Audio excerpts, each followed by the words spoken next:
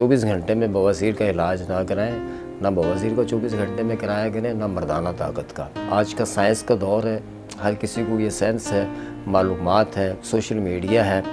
तो पहले थोड़ी सी इंक्वायरी कर लिया करें, फिर ये 24 घंटे के चक्कर में पड़ें, वरना तो सत्यानाश हो जाना है जी। 24 घंटे की में होने वाला जो नुकसान है वो 24 महीनों में या 24 सालों में भी रिकवर हो जाए तो बड़ी बात है। अगर आप मेरे चैनल पे नए हैं तो चैनल को सब्सक्राइब करना मत भूलें और बेल आइकॉन के बटन को जरूर प्रेस करें, ताकि नफ्सियाती और जिस्मानी अमराज की नोयत के हिसाब से और खूबसूरती के एतबार से हमारी हर वीडियो आप तक बर वक्त पहुँचती रहे।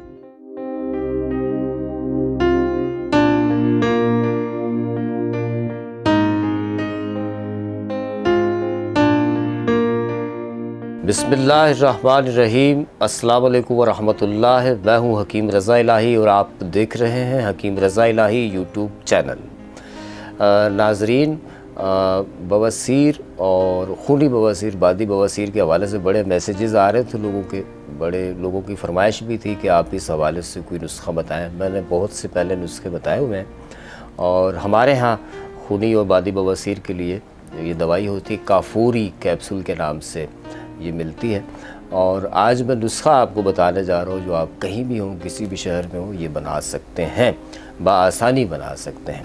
बस ये है कि इसमें जो खूनी बवासीर वाले हैं वो इस नुस्खे में रसौंत का इस्तेमाल करेंगे, और बाकी जो बादी बवासीर है उसके साथ साथ फेस्टुला की वजह से जो रेक्टम में वर्म की शिकायत होती है, या IBS की वजह से जो उसकी शिकायत होती है, आपको वर्म की या सूजन की या इस्तंजा के वक्त महसूस होती है सूजन या वर्म पखाने वाली जगह पे या मकद पे, उनके लिए ये नुस्खा इंतहाई मुफीद है।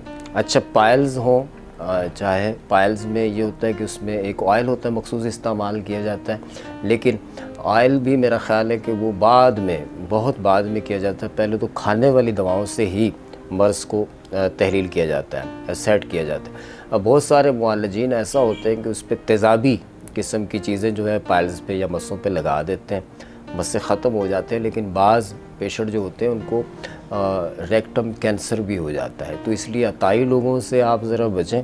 24 घंटे में बवासीर का इलाज ना कराएं, ना बवासीर को 24 घंटे में कराया करें, ना मर्दाना ताकत का।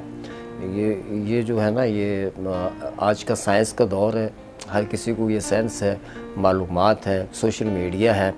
तो पहले थोड़ी सी इंक्वायरी कर लिया करें, फिर ये 24 घंटे के चक्कर में पड़ें, वरना तो सत्यानाश हो जाना है जी। 24 घंटे की में होने वाला जो नुकसान है वो 24 महीनों में या 24 सालों में भी रिकवर हो जाए तो बड़ी बात है। ठीक है जी। हमने करना ये है जी, हमने लेना है सबसे पहले गूगल। ठीक है। अच्छा, गूगल जो है ये हमने लिया 20 ग्राम, काफूर हमने लेनी है 20 ग्राम, नीम की निमोली है ये हमने लेनी है 100 ग्राम, रीठे का छिलका, ठीक है, इसको भूनना नहीं है, बस इसको छिलका लेना है हमने, सिर्फ इसका ये लेना है हमने 100 ग्राम। सारी चीज़ों को खूब अच्छी तरह से बारीक पीस लें, पीस के और आप 00 साइज़ के कैप्सूल होते हैं वो भर लें।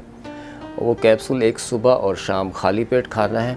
इंशाल्लाह ताला जो बवासीर का मसला है आपका वो कुछ अरसे में ठीक हो जाता है। दूसरा ये है कि जिनको इंतहाई किस्म की अमूमन बवासीर में कब्ज़ होती है, जो गलती की जाती है वो की जाती है कि कब्ज़ कुशा दवाइयाँ ली जाती हैं। कब्ज़ कुशा दवाई लेने से ये होता है जो मसों में सुकड़ाव आया होता है वो फिर खुल के मस से बाहर आ जाते हैं। ठीक है ना। एक तो कब्ज़ कुशा दवाइयाँ जो है उनसे बचें।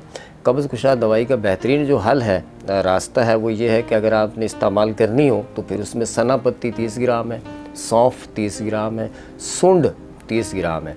इन सारी चीज़ों को खूब अच्छी तरह से बारीक पीस लें। आधा चाय का चम्मच इसका रात में ले लिया करें। इससे ये होगा कि 1 या 2 इजाबत होंगी, मोशन भी नहीं लगेंगे, या बल्कि एक ही इजाबत होगी, वो भी बावक्त ज़रूरत। और दूसरी बात ये, अगर वॉक नहीं करते तो वॉक करें। वॉक करने से भी कब्ज़ जो है वो काफ़ी हद तक ख़त्म हो जाती है। और बादी अशिया से परहेज़ करें। बवासीर के मरीज़ को खूब मालूम होता है कि कौन कौन सी ग़िज़ाएँ, कौन कौन सी चीज़ें उससे नुकसान देती हैं, तो उन चीज़ों से वो बचे। तो मूली, शलजम, इनका इस्तेमाल ग़िज़ा में ज़्यादा रखें तो ये काफ़ी फ़ायदेमंद होता है। और कब्ज़ जो है उसको तोड़ने के लिए जुलाब और कब्ज़ कुशा हाई फाई किस्म के अद्वियात से बचाएं, तो इंशाल्लाह ताला ठीक हो जाएंगे। 2 से 3 माह इस नुस्खे को इस्तेमाल करें, बवासीर खूनी हो या बादी हो, दोनों में इंतहाई मुफीद है। बहुत हद तक ये फेस्चूला में भी फ़ायदेमंद है, जिसे हम बघंदर कहते हैं, है ना, उसके लिए भी इंतहाई मुफीद है। चैनल अच्छा लगे तो सब्सक्राइब करिएगा, बेल आइकॉन के बटन को ज़रूर दबाइएगा। चावल, आलू, फूल वाली गोभी, बड़ा गोश्त, मसूर की दाल, लोबिया, तेज़ मिर्च मसाले वाली चीज़ें, बाज़ारी जो तेल है उनसे ज़रा बचिएगा। दुआओं में याद रखिएगा। चैनल अच्छा लगे तो सब्सक्राइब करिएगा। अल्लाह निगहबान।